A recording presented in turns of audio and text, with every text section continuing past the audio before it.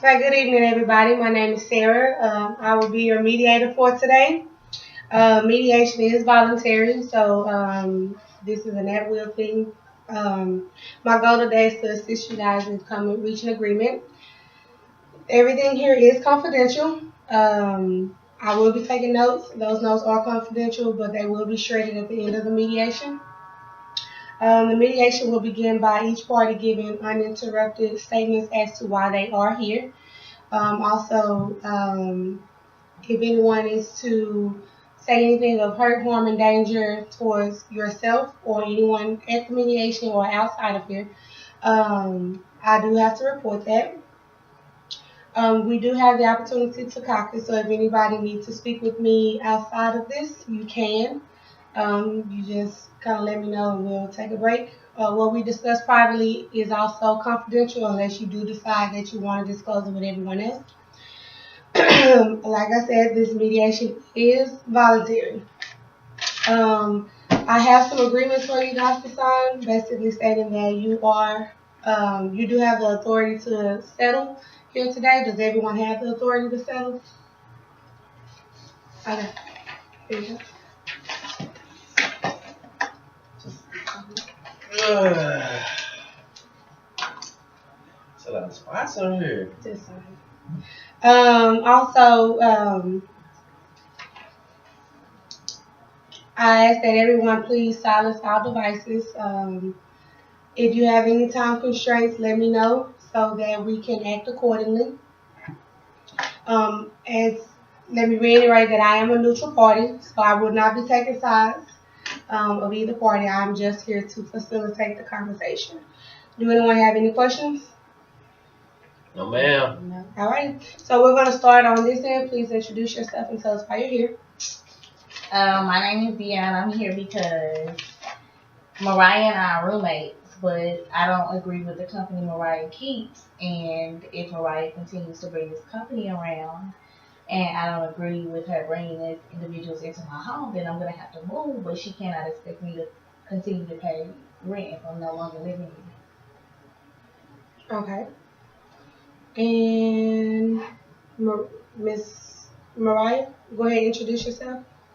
My name is Mariah, and I came, of course, because she has a disagreement on the company that I keep.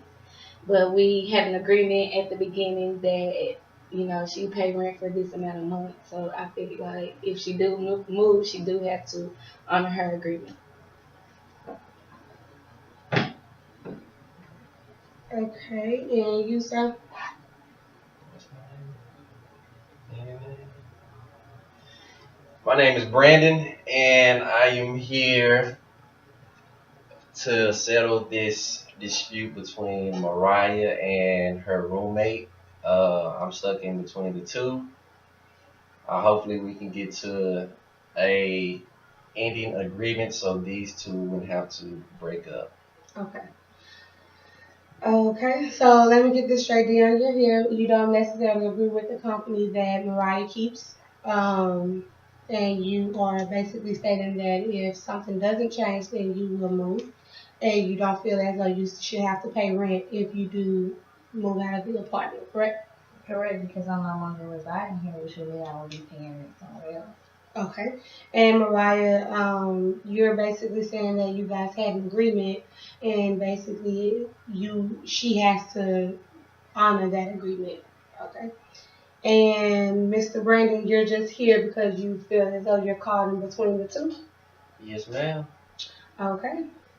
So, basically, let's just start by getting deeper into why is it that you're feeling as though, or why don't you like the company that she keeps?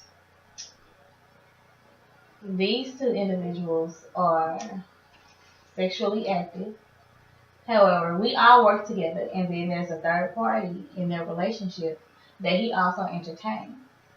And I feel like if he's going to continuously disrespect her, then she does. If she's going to have a relationship with him, he has a home. She needs to go to his house because when he comes here, the two of them say that I make him feel uncomfortable. If you're uncomfortable, then don't come here. And I'm not going to change my attitude. I'm not going to change the way that I walk around my household to make somebody that I don't respect feel comfortable. If he can't respect her, then I can't respect him. Now, if she chooses to still entertain him, that's on her. The way he treats her, if she chooses to accept that, that's on her, but I don't accept it. So I'm not going to make you feel comfortable if I'm not comfortable with you as a person. So if Mariah can't stop bringing him around, or if he can't treat her better, and this isn't just, oh, treat her better today and then I entertain you today. If she can't stop bringing him around, if she can't stop messing with him, if they can't stop with their relationship or whatever's going on with the love triangle, then she either needs to not bring him around. I don't have a problem with leaving, but we didn't sign a written agreement. So I'm not paying rent when I leave. So the decision is hers. Okay. How do you feel about that? Well, what is your rebuttal towards that? Or I mean, either of you can, if you have anything to say about what she said. I feel as though at the beginning that Mariah and Dion should have had some type of understanding at the beginning, being that there are two females, and me as a male, I'm thinking that they both like males. So whether it's you or anybody else, we're gonna bring a male over. I think it should have been some type of agreement, or you could say respect, where when I bring this person over, of course, we are going to be sexually active. Okay, well, let's keep it to where when she's here, let's keep it quieter, or let's not do anything until that person leaves. I feel that if it's a conflict between, honestly, I don't see the problem with her because I'm her company. I never come in and disrespect. She just has some type of, say, feud against me. Yes, I do semi-entertain the other female, but that's her business. In a sense, I know that she's been a good friend and she's looking out for her as well, but I think in due time, as that person grows and grows and gets older, she'll be like, all right, well, I need to make sure when I'm talking to someone, it's with that one person. If I find out that he or she is entertaining someone else, I'm gonna cut it short. I never come in the house, I never disrespect her, I don't lay my clothes down everywhere or walk around the house with boxers on, the socks, taking out the food and stuff like that. It's just the fact that she feels that because I'm entertaining another female, Mariah shouldn't be with me. Okay. So let me ask this: when you guys are saying entertaining, since you are with him, what is your definition of entertaining, or what do you see them doing? Okay, so basically how it all started out was before she came and started working with us, it's me, him, me, Brandon, and another girl. We used to all hang out. We used to be cool. This was actually before me and Brandon actually started talking.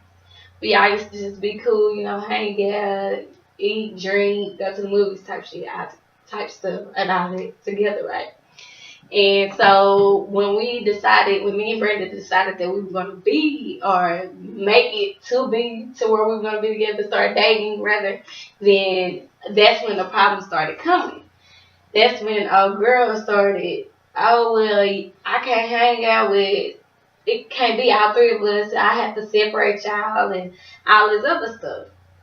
Whereas, yes, Brandon is wrong. I feel like he is wrong for keep entertaining her. He has done some things that where he was wrong, and we have talked about that. But I just feel like at the end of the day, it's still my decision as if I want to continue to date Brandon or not. Okay.